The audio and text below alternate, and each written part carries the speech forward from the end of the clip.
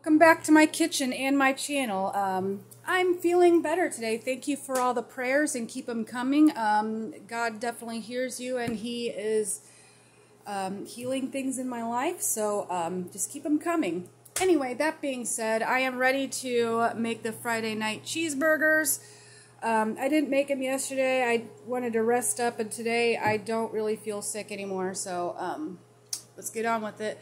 I already measured out 1 exact pound of ground chuck, and my scale turned off before I could prove it.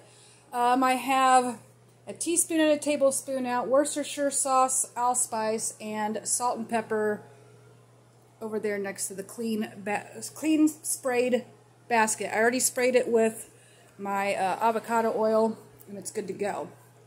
So it's calling for 1 teaspoon of Worcestershire sauce. Oops.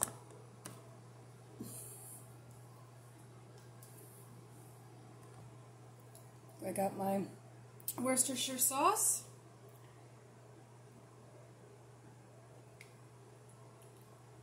Okay. Get all that goodness in there. I love me some Worcestershire sauce, y'all. I actually looked on the history about that a couple of weeks ago, and I can't remember exactly how they came upon it. It was a ferment and something else, and they came up with it. Absolute history on YouTube. Okay, so then we need a tablespoon of allspice. That's what it says. And by the way, guys, I already have the air fryer preheating to 360, which is according to this cookbook's instructions. And I've added up all the longest times together, and it is 13 minutes. So I'm supposed to flip the burgers over after 8 minutes, and then cook it for about 4 more minutes, and then put the cheese on top. Oh, might be better if I just take the top off and pour it. So you missed it. I took the top off of the allspice lid and poured in a tablespoon of allspice. Now I'm going to add my salt and pepper, and I don't know if I already recorded this or not, but if I already did, then you're going to hear it again. I am following the air fryer's cookbook's instructions as far as temperature goes, and using their longest time, since they said at the beginning of this book in their tips and tricks that it might be that your air fryer is bigger and requires a longer cooking time. So I am choosing the longer cooking time suggested out of this cookbook and seeing how it goes. But we gotta make our patties now. Oh, another thing about this cheese, I got one of those huge blocks of cheese at Walmart, and this is Colby Jack. It is not cheddar, sorry. And I don't have buns, I just have regular bread. But that's totally fine. So I'm going to go ahead and read more of the instructions. It says, beef Worcestershire also in a large bowl, divide into 4 equal portions and shape into patties. Place the burgers in a greased, okay. Oops. So I'm going to kind of do a little trick here. I don't always do this trick. I don't even know why I got this large plate out. Because I'm goofy. It's alright. I'll stick the done burnt patties on the basket. So what I'm going to do is I'm taking 2 small plates right here. That one up here. I'm going to mix this stuff up first. Ugh, on sleeve.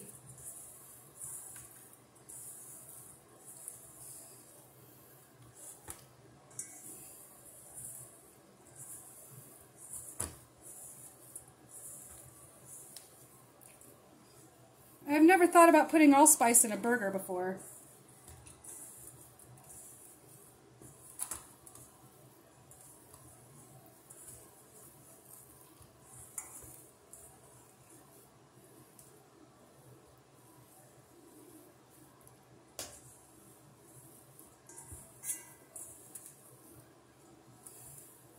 So 4 equal portions now. I'm just looking at the color and making sure the allspice is distributed evenly, because if you take one big bite of that versus something else, woo-wee!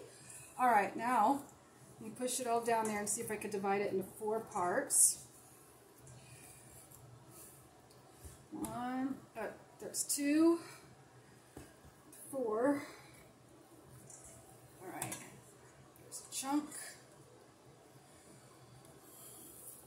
Now we're going to roll this into a ball, kind of, and take this plate, smash it on top. Release. Stick that upside down. There. Oh, you can't see the patty. I'll show you the next one for sure how I done it. I'll kind of switch positions here up a bit so you can see better.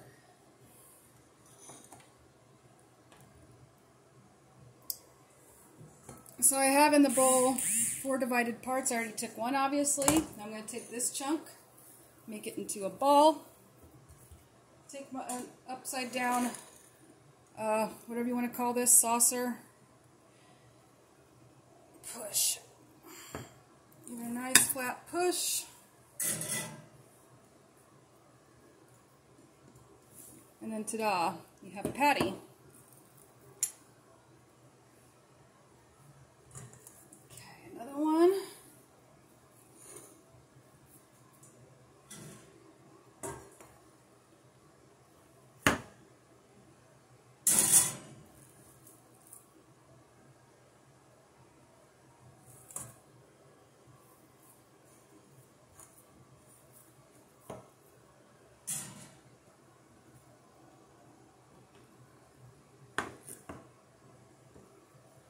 And then the last one.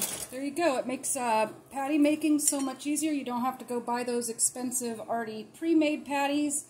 I'm not the best patty maker by far. Mine fall apart. But then I found this little trick, and it works great.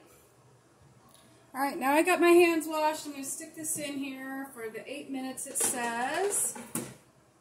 And we'll flip it together and all that fun stuff. See you in a bit. It is flip over time. We have 5 minutes left to the clock, and we're going to check these out. And that smokiness is coming from the beef.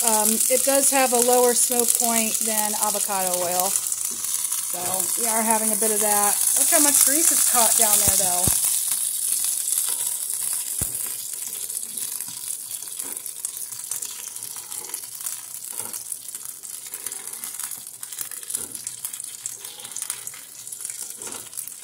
That's good. And I think the cooking time is going to be perfect for this.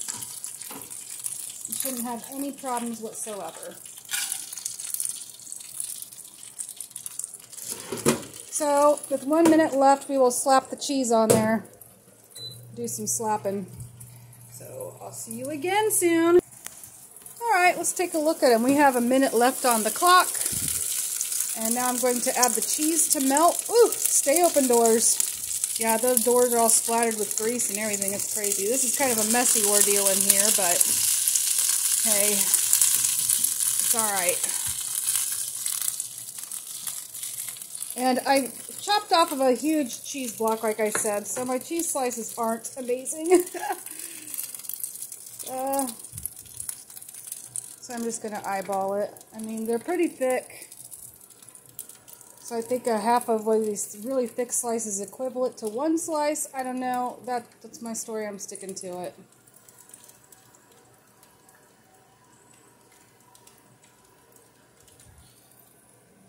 Okay.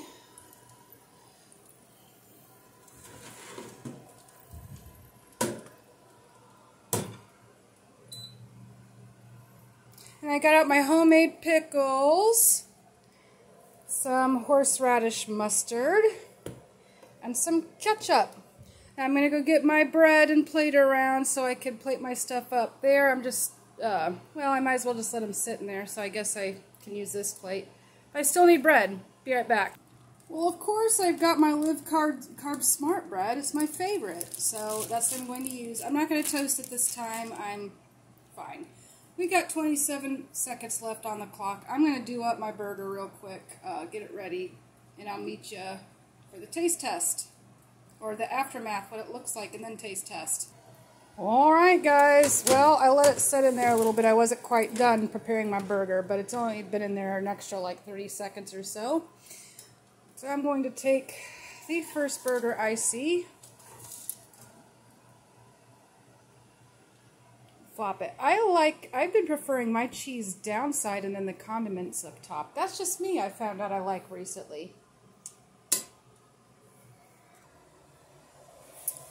It's taste test time. I don't know if the camera's angled right, but we're going to taste it anyway.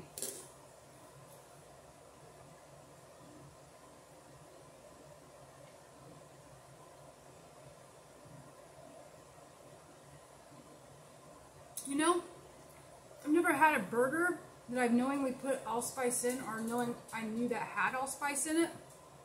It's actually pretty good. I'm used to putting seasoned salt on it. Allspice is good too. Gives it a, well, obviously a different flavor, but it's not bad. And then obviously with the horseradish mustard, the horseradish isn't really strong in this mustard, but it kind of gives that Polish Scandinavian feel to it. That area of Europe, I guess I should say. Anyway.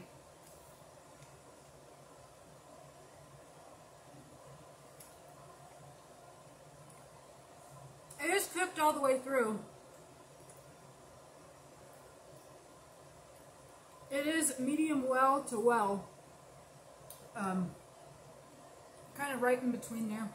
So the cooking time and the temperature wasn't really that far off. I guess if you wanted it really, really, really, really done, cook it for an extra minute. But this is fine. It's a delicious burger.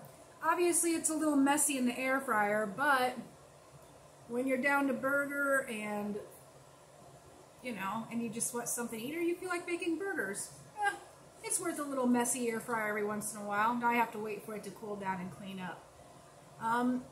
Like I said, guys, I am feeling a bit better. The Lord's hearing you. Again, thank you for all your prayers. Just keep me and my family in your prayers, guys. I really appreciate it. And God bless you for it. And I love you, and so does Jesus. God bless all of you anyway.